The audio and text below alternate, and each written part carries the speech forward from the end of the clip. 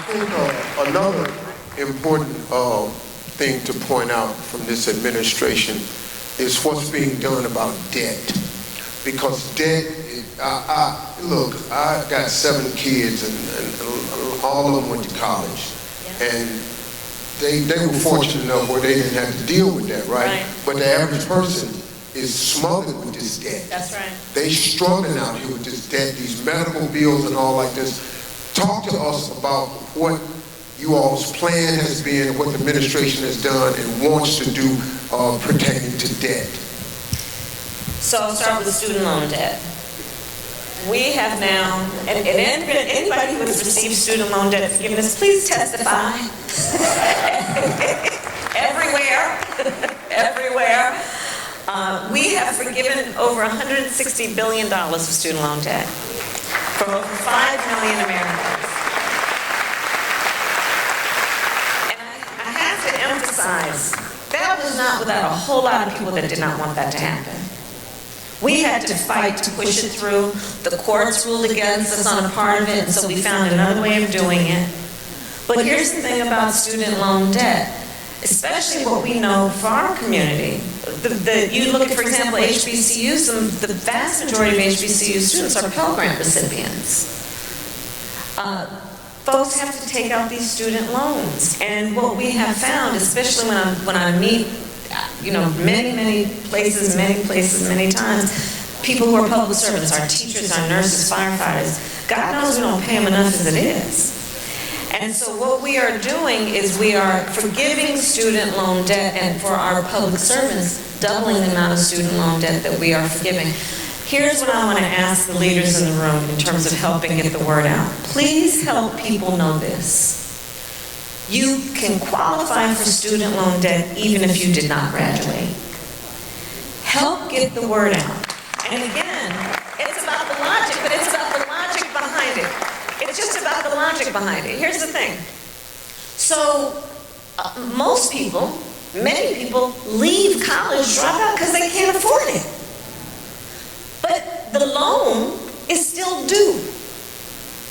So, we are forgiving student loan debt, including for people who did not graduate, because we understand the nature of the problem and we're trying to fix it. Medical debt. Medical debt, for the most part, comes about because of a medical emergency. It is something folks don't plan for. It's certainly not something people want.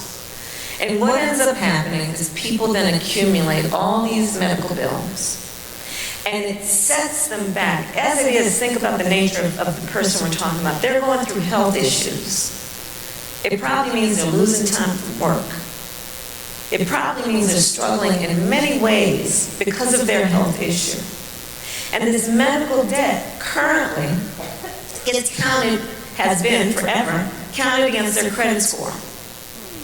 We have made it so that now medical debt cannot be counted in your credit score.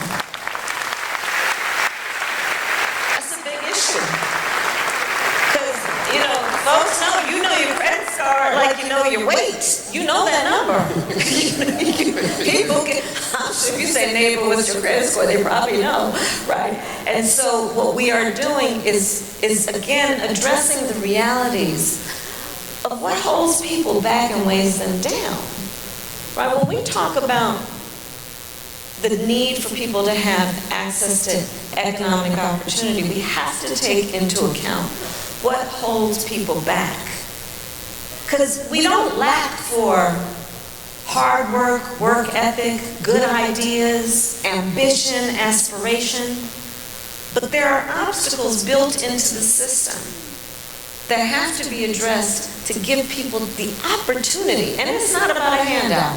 It's about saying, give people the opportunity to compete. Give hardworking people the opportunity to get ahead and not just get by. That's what this is about. Medical debt relief. Yeah. Emergency medical debt relief. Real medical, not liposuction and BBLs. You got that, just you on your own with that. Don't go down there and fill out the paper and think they're going to pay for that. It's probably not going to happen. I got a... Look, I can only be me.